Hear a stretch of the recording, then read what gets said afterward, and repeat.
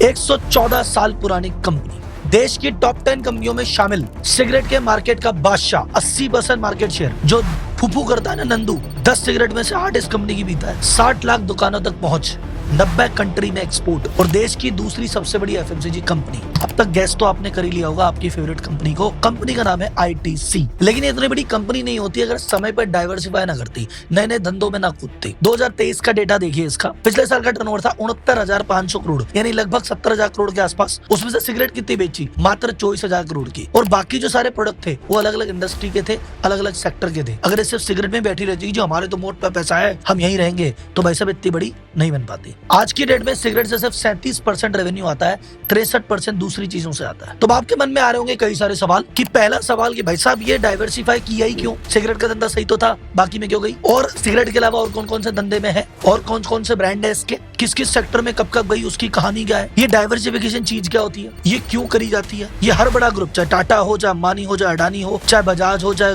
डाबर हो, सब करते हैं। क्यों करते हैं? सिगरेट के अलावा और कौन कौन से प्रोडक्ट है जिसमें आईटीसी नंबर 1 है? तो भाई साहब अगर आप बिजनेसमैन हो, बिजनेस कर रहे हो, बिजनेस करना चाहते हो, या स्टूडेंट हो, फाइनेंस के हो, कॉमर्स के हो, या बिजनेस को सीखना चाहते हो, या स्टॉक मार्केट इन्वेस्टर हो, आज की वीडियो आपको आईटीसी के बारे में अंदर बाहर ऊपर नीचे सब कुछ बताएगी। को बताएगी ब्रांडिंग कैसे होती है, मार्केटिंग कैसे होती है, सेल कैसे होता है, स्ट्रेटजी कैसे बनती है। तो भाई साहब वीडियो को लाइक करो, भाई को आशीर्वाद दो और जनता जनार्दन की जय बोल के करते हैं वीडियो की शुरुआत। आईटीसी 114 साल पुरानी कंपनी है। इसकी शुरुआत हुई थी 1910 में कलकत्ता में, यानी आजादी से 37 साल पहले। उस समय इस कंपनी का नाम था इंपीरियल टोबैको कंपनी। फिर उसका 1970 में नाम बदला इंडियन टोबैको कंपनी। फिर 1974 में फिर बदला I.T.C. कंपनी। फिर 2001 में डॉट हटा के बोला आईटीसी सिंपल। तो 4 बार इस कंपनी का नाम बदल चुका है, क्योंकि इनको नाम में जो टोबैको है ना, उससे थोड़ी चिढ़ है। अरे टोबैको नहीं दिखना चाहिए, अच्छा नहीं लगता, इमेज के लिए ठीक नहीं है। उस समय का मुख्य काम था भैया, एक फैक्ट्री लगा ली सिगरेट की, यहाँ पे सिगरेट बनेगी, और जो तंबाकू उगाने वाले किसान थे उनसे बात करते थे। तंबाकू की जो पत्तियां हैं वो किसान इनको उगा के देते थे, पत्तियों से सिगरेट बनाते थे। मुख्य काम यही था, कुछ बनाते थे, कुछ एक्सपोर्ट कर देते थे, ले दे के यही काम था। और 1910 से लेके 1990 80 साल तक इन्होंने एक ही धंधे पे फोकस रखा, सिगरेट और टबैको, उसके अलावा कुछ ध्यान नहीं देना। तो इससे करते करते इन्होंने बहुत सारी फैक्ट्रियां ली, बहुत सारी कंपनियों को खरीद भी लिया, और उसके बाद अपना डिस्ट्रीब्यूशन मजबूत किया। एक एक दुकान, एक एक गली, एक एक बनवाड़ी तक पहुंच गए, हर व्यक्ति जानने लग गया, डिस्ट्रीब्यूशन चैनल सेट हो गया। इसी प्रकार ये भारत के 80% सिगरेट मार्केट पे छा गई और दुनिया की तीसरी सबसे बड़ी टोबैको कंपनी और एशिया की सबसे बड़ी टोबैको कंपनी बन गई। अब जब सब कुछ अच्छा चल रहा था तो डाइवर्सिफाई क्यों किया? 2 कारण से। पहला मुख्य कारण था कि भैया ये आती है सिन इंडस्ट्री, सिन मतलब पाप इंडस्ट्री से, कि ये जो दारू शराब ये जो है, इनको उस नजरों से देखा जाता है। सरकार इस पे दबा के टैक्स लगाती है साहब। इनको दुनिया भर के रिस्ट्रिक्शन होते हैं, ऐसे ऐड नहीं कर सकते, वो नहीं कर सकते, ऐसे नहीं कर सकते, जब भी ये करोगे तो डब्बे पे ये लिखो, दुनिया भर के रिस्ट्रिक्शन है। तो इनको 1990 में समझ में आ गया था कि धीरे धीरे भाई साहब सरकार इस पे रिस्ट्रिक्शन बढ़ाएगी, सरकार इस पे टैक्स भी बढ़ाएगी, और आगे जाके पता नहीं इस पे जो आज प्रॉफिट कमा रहे हैं आगे कमा पाएंगे नहीं कमा पाएंगे पता नहीं। तो भैया इससे पहले सरकार कुछ करे या हमारा भविष्य अंधकार में जाए, हम कुछ और ही कर लेते हैं। अभी तो हम टॉप पे हैं, पीक पे बैठे हैं, हमारे पास पैसा है, कर लेंगे, बाद में पता नहीं मौका मिले ना मिले। तो पहला बिजनेस लेसन इस टॉपिक से ये सीखना कि जब आपको लगे कि मैं मेरी इंडस्ट्री का राजा हूं, तो खुश नहीं होना चाहिए, डरना चाहिए कि आज हूं कल कुछ हुआ तो उस समय ही जब टॉप पे बैठे हो तभी व्यवस्था कर लो। जो क्रिकेटर या जो एक्टर अपने टॉप के टाइम पे फ्यूचर की व्यवस्था करता है वो सेट रहता है। जो टॉप के टाइम घमंड में रहता है फिर उसके अंत के टाइम को बचाने नहीं आता। दूसरा कारण इन्होंने कहा 1990 का माहौल था, 1991 का, इकोनॉमी खुल रही थी, उदारीकरण हो रहा था, बाहर की कंपनी आ रही थी, नए प्रोडक्ट आ रहे थे, नई कैटेगरी आ रही थी। तो इन्होंने कहा जब सब कुछ नया आ रहा है और हम 80 साल से धंधे में बैठे हैं, हमारे पास टीम भी है, हमारे पास लोग भी हैं, हमारे पास पैसा भी है, तो क्यों ना नई नई अपॉर्चुनिटी को, नई नई इंडस्ट्री को कवर किया जाए। तो ये पहला तो एक लालच कि नई इंडस्ट्री में जाएंगे, और दूसरा है डर कि कल को कुछ हो गया, तो इस चक्कर में डाइवर्सिफिकेशन में उतरे। दूसरा बिजनेस लेसन यहाँ पे आपको एक और सीखने को मिलता है कि अगर किसी भी प्रोडक्ट पे, कस्टमर पे, एम्प्लॉय पे या वेंडर पे आपके डिपेंडेंस आ जाए तो तुरंत अल्टरनेटिव स्ट्रेटजी देख लेना। उस समय उन्होंने कहा हमारा 100% जो लेनी देनी है सिगरेट से है, इसको कुछ हुआ हम तो गए, तो दूसरे प्रोडक्ट में आई। ऐसे अगर आपको लगता है कि यार मेरा तो मेजर लेना देना ये कस्टमर से है, तो फटाफट उसका अल्टरनेटिव ढूंढो और बनाओ, उसके भरोसे मत बैठो। वेंडर में भी यही करो, एम्प्लॉय में भी ये करो। अब बात करते हैं आईटीसी की कितनी रेवेन्यू किस सेक्टर से आती है, एक एक करके बात करते हैं। आईटीसी का मार्च 2023 का रेवेन्यू था 69,481 करोड़ रुपए। इसमें सिगरेट से आया था 37% रेवेन्यू। अगर 90s की बात करूं, 80-90 के दशक की, तब 100% रेवेन्यू सिगरेट से आता था। फिर इसको कम करते करते 2014 में मात्र 62% रह गया और अब तो मात्र 37% ही रह गया। सेकंड जो सबसे बड़ा सेक्टर है वो है एफएमसीजी सेक्टर, उससे 25% रेवेन्यू आता है और यही इनका मुख्य सेक्टर है। मार्च 2023 में सेक्टर से रेवेन्यू थी 108 करोड़। पिछले साल इससे रेवेन्यू थी 19,123 करोड़, यानी 20 साल में 19,000 करोड़ रुपए की रेवेन्यू बढ़ी है और उसमें 16,000 करोड़ तो खाने पीने की चीजें थी। तो इस एफएमसीजी सेक्टर को वीडियो के आगे डिटेल में बताऊंगा, कितने प्रोडक्ट हैं, कैसे लॉन्च किए, क्या स्ट्रेटजी है। तीसरा सेक्टर इनका है एग्रीकल्चर एक्सपोर्ट। 20% रेवेन्यू वहां से आती है। ये भारत के सबसे बड़े प्राइवेट अनाज के एक्सपोर्टर है। ये किसानों से सामान उठाते हैं फिर एक्सपोर्ट करते हैं। इसके बारे में भी डिटेल में बताऊंगा, डोंट वरी। इसके बाद आता है पेपर बोर्ड, पैकेजिंग और स्टेशनरी, वहां से आती है 11% रेवेन्यू। इसके बारे में भी डिटेल में बात करेंगे। और लास्ट में इनका जो सबसे छोटा डिवीजन है वो है आईटीसी के होटल्स, उससे मात्र 4% रेवेन्यू आता है। ये एनालिसिस देख के लग रहा होगा अरे आईटीसी का सिगरेट बिजनेस तो खत्म हो रहा है राहुल जी, 100% से 37% रह गया। अरे रुको जरा, सब्र करो। ओवरऑल रेवेन्यू में परसेंटेज कम हो रहा है, भाई साहब अभी भी किंग है, बल्कि सिगरेट के बिजनेस की वजह से बाकी सब कुछ हो रहा है। ये मैंने आपको बताया बात रेवेन्यू की, सेल की।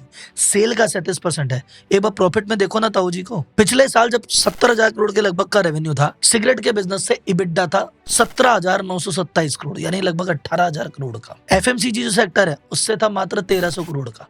यानी अभी भी आईटीसी 100 रुपया कमाती है ना, 76 रुपए सिगरेट ही देती है और 24 रुपए बाकी जगहों से आते हैं। और ये बाकी धंधे जो चल रहे हैं और पल रहे हैं, ये सिगरेट ही इनको चला रही है, सिगरेट ही पाल रही है।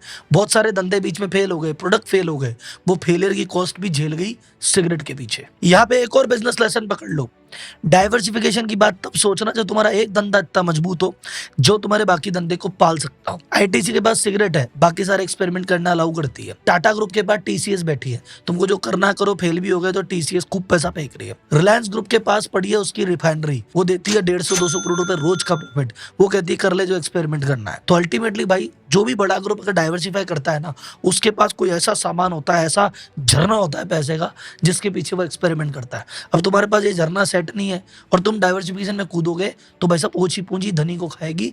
वो तो पूरा नया तो ले बैठोगे, पुराना भी खत्म हो जाएगा। तो भाई साहब डाइवर्सिफिकेशन आंख बंद करके कॉपी नहीं करनी, बहुतों के सफल नहीं होते। तो भाई साहब अब जाके इनके पांचों सेक्टर को एक एक करके एनालिसिस करेंगे, कब चालू हुआ, क्या प्लस है क्या माइनस है, सब करेंगे और डिटेल में बात करेंगे फूड के बारे में, क्योंकि असली धमाचौकड़ी इधर ही मचाई है। लेकिन उससे पहले ये बड़ी बड़ी कंपनियों की किस्से कहानियां मुझसे सुनते रहोगे, अच्छी बात है, नॉलेज बढ़ती है, बहुत अच्छी बात है। लेकिन भाई साहब तुम्हारे धंधे में क्या चल रहा है? तुमने ब्रांड बना लिया क्या? तुमने मार्केटिंग कर ली क्या? तुमने सेल्स कर ली क्या? नहीं सर, थोड़ी थोड़ी की है, क्योंकि थोड़ी थोड़ी नॉलेज है, पूरी नॉलेज तो है ही नहीं। तो पूरी नॉलेज के लिए आपका भाई बैठा है ना, एक डेडिकेटेड कोर्स बनाया है। ब्रांडिंग कैसे होती है, मार्केटिंग कैसे होती है, टारगेट ऑडियंस क्या होती है, कैसे कस्टमर आने चाहिए, कैसे कस्टमर को भगा देना चाहिए, मार्केटिंग प्लान कैसे बनता है, मार्केटिंग का बजट कैसे बनता है, सेल्स कैसे की जाती है, एम्प्लॉय कैसे ट्रेन होते हैं, ये पूरा कोर्स बना के एक बंडल नीचे दे दिया है, डिस्क्रिप्शन में लिंक है, उस पर कर लेना रजिस्टर्ड। तुम्हारी जिंदगी का सबसे बढ़िया इन्वेस्टमेंट होगा, इस बात की गारंटी देता हूँ। इनका जो सेक्टर सबसे कम कंट्रीब्यूट करता है वो इनके आईटीसी होटल, 4% रेवेन्यू का देते हैं, 2% इबिडा का देते हैं। इसमें बेसिकली सबसे पहले डाइवर्सिफिकेशन इसी में किया था। 1975 में इन्होंने चेन्नई में एक होटल मिल रहा था, उसको खरीद लिया और उसका नाम रखा आईटीसी वेलकम ग्रुप होटल। वो होटल आज भी है, बस वेलकम ग्रुप नाम से आईटीसी उसको चलाती है। लेकिन उन्होंने बस उस समय मान लो खरीद लिया था, ऐसे मन में इच्छा नहीं थी कि ये करेंगे वो करेंगे, बस लेके पटक दिया था। असली डाइवर्सिफिकेशन की प्लानिंग नहीं थी, तब भी लग तो सिगरेट पे ही रहते। इसलिए धंधा देखा जाए तो बहुत धीरे धीरे धीरे ग्रो किया और अब कंपनी ने इसको आईटीसी से डीमर्ज कर दिया है, इसको एकदम अलग कंपनी बना के अलग कर दिया है और मेन आईटीसी से अलग हो गया है। तो आईटीसी के जो पुराने शेयर होल्डर थे उनको इसके शेयर फ्री में मिलेंगे। दूसरा इनका जो और रेवेन्यू देने वाला बिजनेस है, 10-11% रेवेन्यू देता है, वो है पेपर बोर्ड बिजनेस। ये लकड़ी के शीट वगैरह चीज बनाते हैं। एक भद्राचलम पेपर बोर्ड कंपनी थी, 1979 में इसको खरीद ली। उस समय सीरियस नहीं थे कि इसको बिजनेस बनाएंगे, बड़ा करेंगे, बस खरीद के छोड़ दी थी। फिर 1990s में जिन्होंने सोचा ना कि यार डाइवर्सिफाई करेंगे, ये करेंगे वो करेंगे, तब सोचा अरे यार एक होटल खरीद रखा है, इसको भी मेहनत करो, अरे यार वो पेपर बोर्ड खरीद रखा है, उस पर भी मेहनत करो। तो 2002 में इसको सेपरेट डिवीजन बनाया और असली मेहनत तब से चालू की। इन्होंने लॉन्च किया एक प्रोडक्ट आईटीसी एक्सप्रेशन नाम से, लेके आया ग्रीटिंग कार्ड। लॉन्च करके ग्रीटिंग कार्ड चले ही नहीं। फिर इन्होंने रिसर्च की तो समझ में आया यार दुनिया तो डिजिटल जा रही है, कौन देखेगा ग्रीटिंग कार्ड। फिर ग्रीटिंग कार्ड के धंधे से हाथ खींचे वापस, वो एक्सपेरिमेंट रहा फेल, लेकिन अच्छा हुआ एक्सपेरिमेंट फेल हुआ। फिर उन्होंने कहा क्या करें, बोले यार स्टेशनरी के प्रोडक्ट बनाने लग जाते हैं। तो 2002 में इन्होंने लॉन्च किया पेपर क्राफ्ट। और स्टेशनरी में घुस गए, वो इनका एक्सपेरिमेंट सफल रहा। 2003 में इन्होंने एक ब्रांड लॉन्च किया, शायद उसकी कॉपियों पे आपने भी काम किया होगा, क्लासमेट करके। आज की डेट में नोटबुक में इंडिया का सबसे बड़ा ब्रांड है क्लासमेट। अगर आपने ये प्रोडक्ट काम में लिया है ना, तो कमेंट बॉक्स में मुझे बताओ कि हाँ साहब हम आईटीसी यूजर हैं। अच्छा, आईटीसी का मेन प्रोडक्ट तो जिसने भी काम लिया होगा वो तो क्यों ही लिखेगा, पापा पढ़ ले। तो 1990 में इन्होंने अपना एग्रीकल्चर डिवीजन चालू किया। एग्रीकल्चर डिवीजन में क्यों गए? अजी भाई साहब, ये फार्मर से तो पहले ही डील करते थे, पहले उनसे तंबाकू की पत्ती खरीदते थे। बोले यार फार्मर से रिलेशन मेंटेन करना आता है, सप्लाई चेन बनी हुई है, तंबाकू से कुछ और खरीद के एक्सपोर्ट करने लग जाते हैं। तो ये इंडिया के लार्जेस्ट एग्रीकल्चर एक्सपोर्टर है, 18,000 करोड़ का एक्सपोर्ट किया पिछले साल। इन्होंने ई चौपाल करके इनिशिएटिव चालू किया था एमपी के सोया फार्मर्स के लिए। वो इनिशिएटिव इतना अच्छा काम किया कि आज की डेट में 10 राज्यों के 40 लाख किसान इनके साथ जुड़े हुए हैं और आईटीसी का तीसरा सबसे बड़ा रेवेन्यू इस सोर्स से आता है। अब चलते हैं इसके सेकंड लार्जेस्ट सिगरेट के बाद वाले पे, वो है एफएमसीजी। अब आप बोलेंगे राहुल जी चलो इसका तो समझ में आता है, किसान में तो ये चला गया एग्रीकल्चर के चक्कर में, पेपर बोर्ड इन्होंने खरीद रखा था, होटल इन्होंने खरीद रखी थी। ये एफएमसीजी में क्यों गए? इसका एक नहीं, दो नहीं, तीन नहीं, चार नहीं, 6 कारण देता हूँ ये एफएमसीजी में क्यों गए। बेसिकली देखा जाए तो आईटीसी के लिए गेम चेंजर जो है ना, वो यही सेक्टर है। सिगरेट के बाद सबसे ज्यादा रेवेन्यू यही देता है। इस सेगमेंट में 25 ब्रांड है इसके पास और अपनी अपनी फील्ड के नंबर 1 खिलाड़ी। कौन कौन से है मैं नाम बताऊंगा, मुझे कमेंट बॉक्स में बताना आप इसको काम में लेते हो कि नहीं। पहली बात है एफएमसीजी सेक्टर में क्यों घूमे। एफएमसीजी सेक्टर में भी क्या है भाई साहब, फास्ट मूविंग कंज्यूमर गुड्स, इसमें भी मेन खाने पीने की चीजें हैं। तो खाने पीने की चीजें, फिर वही किसान, तो किसानों से पुराना कनेक्शन तो था ही, तो खाने पीने की चीजों में घुस गए। दूसरा, इनके पास आईटीसी होटल्स थे, तो जब होटल है तो खाने पीने का सामान वहां भी आता है, प्लस वहां पे शेफ भी हैं जो इनको गाइड कर सकते हैं खाने पीने की चीजों को कैसे बेटर करें। तीसरा, भाई साहब ये एफएमसीजी का माल कहाँ बिकता है? किराने वालों पे, पान वालों के, तो वहां तो इनकी सिगरेट जाती है, तो रिटेलर से कनेक्शन तो बना हुआ है, भाई बीरा तो है ही। अब सिगरेट की जगह साथ में 2 बिस्किट का प्रोडक्ट और दे देंगे, तो रिटेलर नेटवर्क बना हुआ है। चौथा, फील्ड की नॉलेज। अच्छा, इसमें एफएमसीजी बेचने के लिए क्या चाहिए? ट्रेड की नॉलेज, कैसे डिस्ट्रीब्यूटर पटाएं, कैसे होलसेलर पटाएं, कैसे भाई साहब अपना प्रोडक्ट दिखना चाहिए, दुकानों के चक्कर लगाने, माल वहां पे दिखाना, यही तो है। तो सिगरेट में यही तो करते थे ये। तो जो सिगरेट में करते थे कॉपी पेस्ट ही तो करना है, दूसरे प्रोडक्ट लॉन्च कर देंगे, तो वो भी नॉलेज। तो डिस्ट्रीब्यूशन सेट है, किसानों से सेटिंग है, शेफ आपके पास है, आपके पास नॉलेज पूरी है, फिर बचा क्या? पैसा। एफएमसीजी में पैसा चाहिए, तो सिगरेट दे रही है ना पैसे का कुआं, वो पैसा दे ही रही है। प्लस आर&डी वो किसी के पास होती नहीं है, इनके पास खुद के सेंटर्स हैं, तो रिसर्च डेवलपमेंट करके बढ़िया प्रोडक्ट बना सकते हैं। तो इन सभी कारणों से ये एफएमसीजी में घुसे और सफल भी हुए। अब देखते हैं आईटीसी के कुछ मेजर ब्रांड्स और उसके पीछे की कहानियां। सबसे पहले 2001 में इन्होंने एक लॉन्च किया किचन्स ऑफ इंडिया करके ब्रांड, जो रेडी टू ईट फूड देता था क्या ना, कि गुलाब जामुन बना लो, सोन पापड़ी बना लो, तो बनी बनाई चीजें जो होती है रेडी टू ईट, वो वाले सेगमेंट में किचन्स ऑफ इंडिया करके ब्रांड से एंटर हुआ। आपने कभी काम में लिया है तो कमेंट बॉक्स में बताओ। दूसरा जो इन्होंने एंट्री की थी 2002 में, एक प्रोडक्ट लॉन्च किया आशीर्वाद आटा। जब ये लॉन्च किया तब ये नए थे, लेकिन आज की डेट में मार्केट लीडर है, 50% ज्यादा मार्केट शेयर है इनके पास। इनके एमडी संजीव पुरी जी बताते कि भैया देखो हम जब घुसे ना बहुत लेट थे और भी बहुत सारे ब्रांड आ चुके थे, हमको लगा कैसे सफल होंगे, लेकिन हमको एक पता थी, हम किसानों के साथ डील कर रहे थे, तो हमको पता है कि भारत में जो अलग अलग जगह पे अलग अलग रोटी खाई जाती है और अलग अलग रोटी खाई जाएगी, तो वहाँ आटा थोड़ा सा डिफरेंट करना पड़ेगा।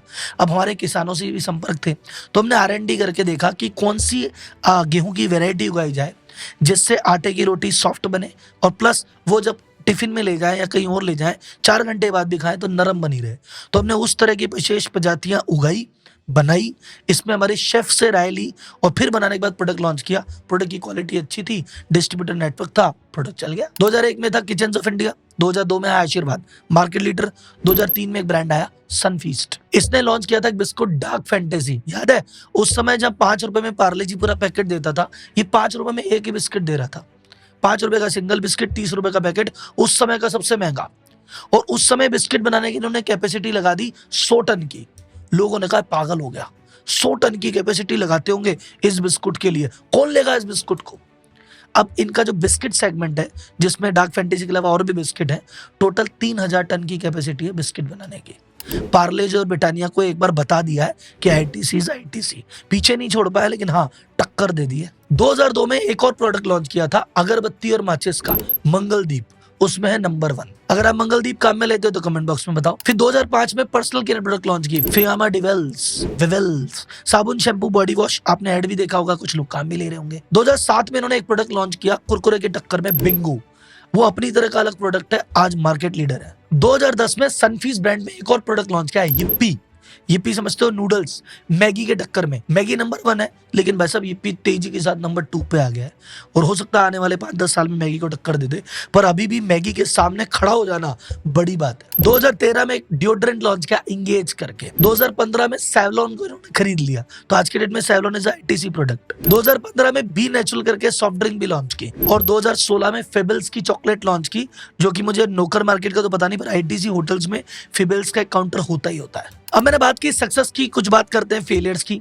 पहला मैंने बताया आईटीसी एक्सप्रेशन चला ही नहीं था इनका। ये एडिबल ऑयल भी आया 2000 में, सनफ्लावर करके ऑयल बेचते थे, फिर इन्होंने कहा यार अपने से नहीं बिक रहा, 2003 में और रिफाइनरी अडानी ग्रुप को बेच दी कि यार भैया इससे मैं अपने से मार्केट कैटर नहीं हो रहा, गलती मानी, पीछे हट गए। तीसरा इनका फेलियर था विल्स लाइफस्टाइल के नाम से कपड़े में भी आए थे कि कपड़े भी लॉन्च करेंगे, पर वहां भी इनको समझ में नहीं आया वो कहाँ किसान कहाँ कपड़े, वहां पे भी फेलियर मिली, पीछे हट गए, कोई बात नहीं। फिर बीच में इन्होंने साबुन और शैम्पू लॉन्च किया था सुपीरियर नाम से, वो लॉन्च हुआ कब आया कब गया पता ही नहीं चला। तो यहाँ एक बिजनेस लेसन ये सीखने को मिलता है कि बड़ी बड़ी कंपनियां बड़े बड़े पैसे से हमेशा सफल नहीं होती, ये भी गलतियां करती है, ये भी मिस्टेक करती है, बट ये समझदारी इनकी है, एनालिसिस करती रहती है क्या गलती हुई, कहाँ गलती हुई, जो सुधारी जा सकती है उसको सुधारती है, जो नहीं सुधारी जा सकती भाई सब लॉस काट के हरे नमा करके आगे निकल जाती है। हमारे एमएसएमई के साथ दिक्कत क्या है, अगर कुछ गलत हो रहा है तो उस गलत को चलने देता है, सुधारता नहीं, अगर कुछ सही चल रहा है तो उसको चलने देता है, कुछ नया एक्सपेरिमेंट नहीं करता, कुछ गलती हो गई तो उसको मानता नहीं, अगर 2 लाख का लॉस हो गया तो आगे भगो नहीं, उसको 4 का करेगा, 8 का करेगा, 10 का करेगा,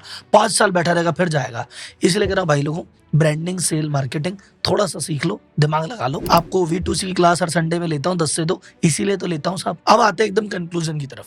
आईटीसी का शेयर पे जितने मजाक बने, जितने मीम बने, उतने आज तक भारत में किसी भी स्टॉक पे बने ही नहीं, क्योंकि आईटीसी को लेके आईटीसी का स्टॉक हिलता ही नहीं है, बस वो पड़ा रहता है।